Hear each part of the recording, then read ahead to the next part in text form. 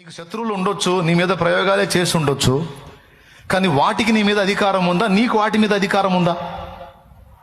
అసలు ఎవరి గురించి ఎవరు ఆలోచించాలి, ఎవరికి ఎవరు భయపడాలి, ఎవరికి ఎవరు భయపడుతున్నారు? నేను చెబుతున్నా, బుద్ధిహీనత. మన గురించి శత్రువు ఆలోచించాలి, మనకు వాడు భయపడాలి, కానీ ఆపోజిట్లో వాడి గురించి మనం టెన్షన్ పడి వాడి గురించి మనం కంగారు పడుతున్నాం. చాలా స్పష్టంగా యేసయ్య చెప్పాడు, భయపడుకుడి, మీ తండ్రి సెలవు లేక మీ తల వెంట్రుకలలో ఒక్కటి కూడా కదలదన్నాడు.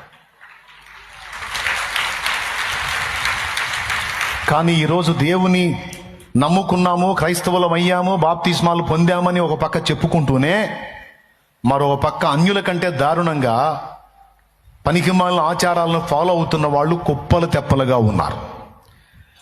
పనికిమాలిన విషయాలను నమ్మి గుండెలు బాదుకుంటున్న స్థితిలో క్రైస్తవులం అని చెప్పుకుంటున్న వాళ్ళు చాలామంది ఉన్నారు.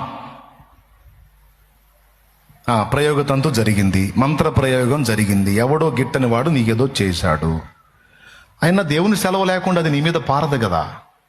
ఎందుకంటే మంత్రప్రయోగం చేసి ఒక దయ్యాన్ని నీ మీదకి పంపుతాడు వాడు.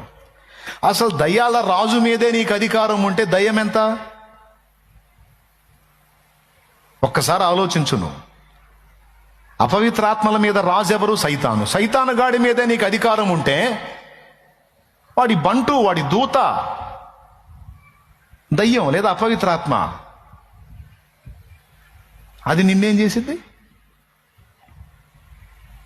కానీ ఏం జరిగిందో తెలుసా? నీకు ఇవ్వబడిన అధికారం నువ్వు గుర్తించకపోవటం అనే బుద్ధిహీనత వల్ల వాటిని నువ్వు నమ్ముతావు.